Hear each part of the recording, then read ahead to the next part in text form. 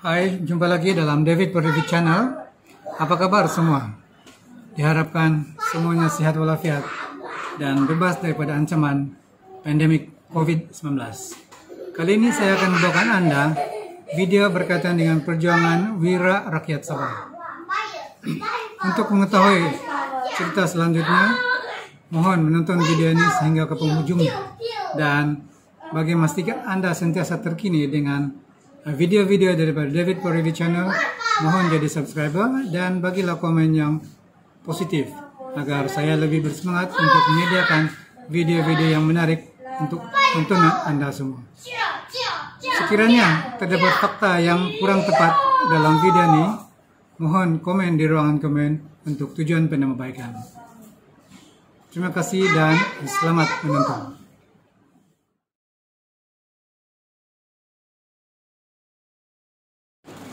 Awal abad ke-20 sekitar tahun 1900 hingga 1915, pihak Serikat Berpiagam Borneo Utara British atau ringkasnya BBUB memperluaskan sistem pentadbiran company sehingga ke kawasan pedalaman termasuk sempadan Kalimantan dan Sarawak.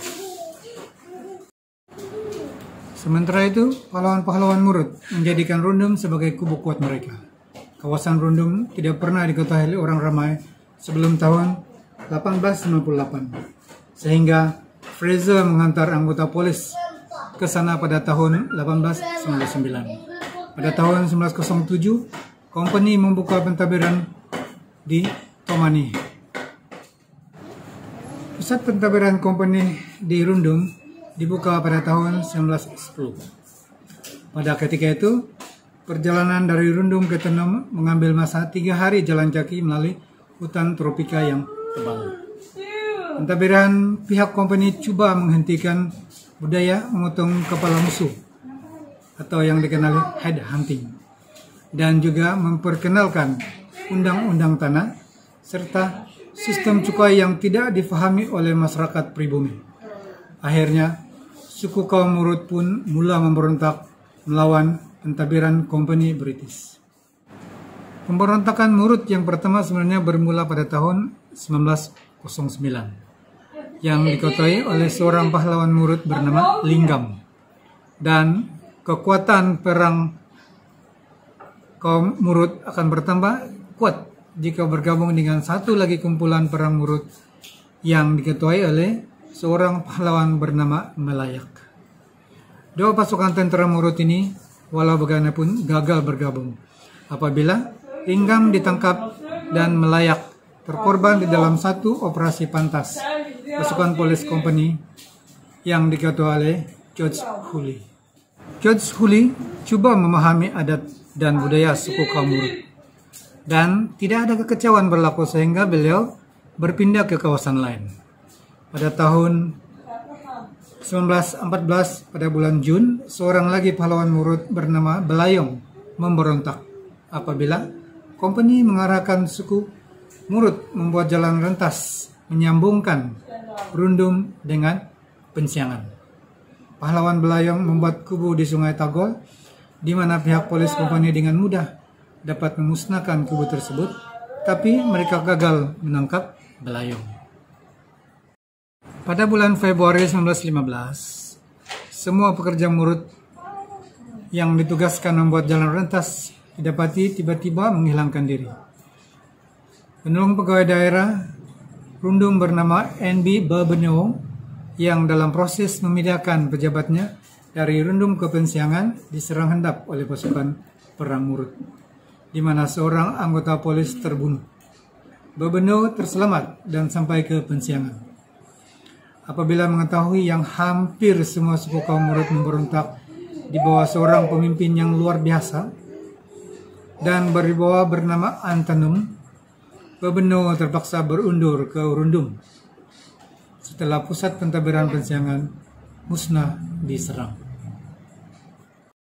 Pihak pemberontak memotong talian telegraf, tetapi Bebeneo sempat minta bantuan dari pentadbiran company di Tenom. Pada Maret 6, 1915, pusat pentadbiran company di Rundum diserang dengan kekuatan pasukan perang Murut sebanyak 600 hingga 700 orang. Pasukan polis di Rundum ada yang terkorban, dan pusat pentadbiran Rundum sendiri hampir musnah. Dan kehadiran pasukan polis bantuan sempat menyelamatkan nyawa Babenung dan menyerang balas serangan kaum Murut sehingga mereka terpaksa berundur ke kubu mereka di Selangit, kawasan Tagol. Antenom disokong oleh hampir semua ketua-ketua suku kaum Murut dari kawasan Keningau, Tenom, Pensiangan, dan Rundum sehingga mencapai jumlah 900 orang pahlawan. Pihak kompeni pada 14 Maret 1915 menyerang dan mengebom kubu Antenom di Selangit.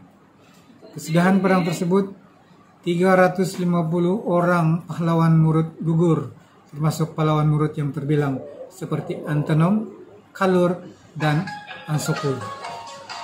Perang Rundum sebenarnya menampakkan kepada pihak kompeni bahwa satu kaum itu jika terlalu ditindas, maka satu hari nanti mereka akan bangun memberontak melawan kerajaan atau pemerintah.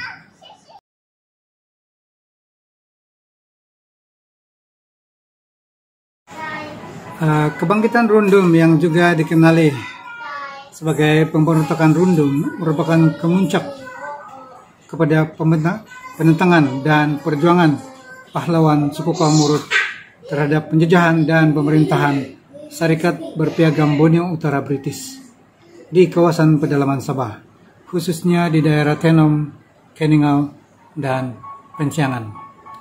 Ia adalah berdasarkan nama tempat di mana pertempuran hebat berlaku di antara suku kaum Murut di bawah pimpinan Antenom, pahlawan yang saya anggap pahlawan Murut terulung tak terganti. Mari kita ketahui dengan jelas siapa sebenarnya Antenom. Nama sebenarnya adalah Ontoros bin Endoy, tapi lebih dikenali dengan panggilan Antenom. Ia dilahirkan di kawasan Masinpunon di Sungai Salarong pada 1885 dan beliau berasal daripada keturunan suku kaum Murut Tagol. Antenom merupakan seorang pemuda yang hidup di zaman persengketaan kaum. Aktivitas headhunting berleluasa. Perang antara kampung sangat rancak, dan setiap kampung bermusuhan dengan kampung lain. Dia hidup di bawah ancaman daripada musuh-musuh di sekitarnya. Dengan berlatar belakangkan zaman penuh pergolakan dan peperangan, maka Antenom dibesarkan untuk menjadi seorang pahlawan atau pahlawan dengan pelbagai ilmu gaib menurut mistik kaum Murut Tagol. Dengan kebolehan luar biasanya, Antenom telah menerima sokongan dari ramai pemimpin dan ketua-ketua penduduk dari sekitar Tenom, Keningau, Pensiangan, dan Rundum, lalu mendorong kepada kebangkitan Rundum menentang Syarikat Borneo Utara British, tapi telah terbunuh semasa pertempuran dengan tentara Syarikat di Sungai Selangit berhampiran Pensiangan. Banyak faktor jadi sebab penentangan terhadap Empire British. Ketika usianya 30 tahun, Antenom telah memimpin orang Murut untuk menentang pemerintahan Kompeni British. Banyak faktor mengapa Antenom hilang sabar dengan pihak pemerintah British. Dan disebabkan itu, dia telah menyuruh orang ramai dan berjaya kumpul hampir 1.000 orang pahlawan terdiri daripada kaum Murut dari Tenom, Keningau, dan Pensiangan. Pada tahun 1915, untuk menentang Empire British itu, antara faktor yang membuatkan Antenom tekad untuk melawan penjajahan kompeni ialah pihak kompeni melarang membuka tanah baru. Pihak kompeni juga mengenakan cukai seperti cukai kepala $1 bagi setiap orang, cukai tanaman pindah 50 sen setiap ekor, cukai sebatang pokok kelapa untuk minum tuak 25 sen, cukai tangkapan ikan-ikan besar cukai memelihara anjing $1 untuk seekor. Orang ataupun suku kaum Murut juga dipaksa jadi buruh paksa. Orang Murut dipaksa jadi buruh pasar. Tujuannya adalah untuk bina jalan di kawasan pedalaman dan pasang kawat telegraf antara Tenom dengan Rundung. Pihak company juga menzalimi keluarga suku kaum Murut, di mana suami istri kaum Murut dipaksa tinggal berasingan sebelahan dengan tebing sungai. Kalau anak berkunjung, mereka akan dikenakan $1. Jika mempunyai 2 orang anak, salah seorang dipaksa menjadi buruh pasar. Pihak company juga menceroboh kawasan hutan untuk tujuan membuka jalan untuk menghubungkan pusat-pusat pentadbiran mereka. Kaum Murut menentang hal ini karena mengikuti kepercayaan pencerobohan akan diganggu oleh roh nenek moyang mereka.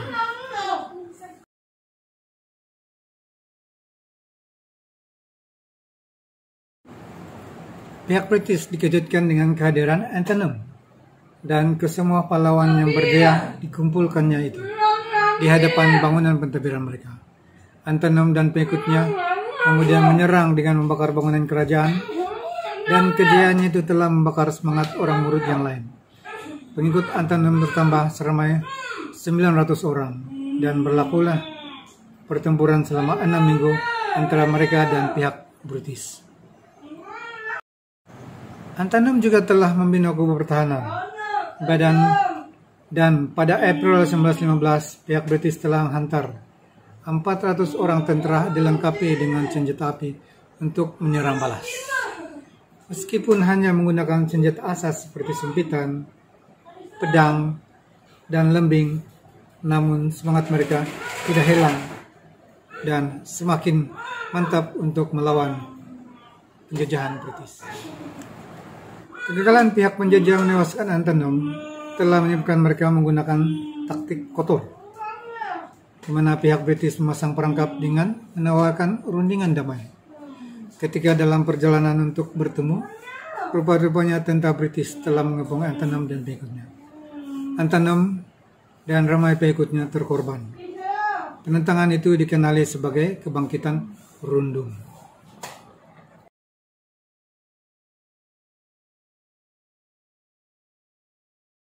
Selepas kematian Antenom, pihak British telah mengenakan tindakan tegas terhadap pengikut-pengikut Antenom, termasuklah dipaksa menjadi buruh kasar. 8 orang kanan Antenom dibuang daerah ke Kudat. Pihak company juga mengarahkan orang Murut melafazkan sumpah setia bagi mengelakkan kebangkitan di masa akan datang. Perang Rundung sebenarnya menampakkan kepada pihak company bahwa sesuatu kaum itu jika terlalu ditindas, maka suatu hari nanti mereka akan bangun memberontak dan melawan kerajaan atau pemerintah.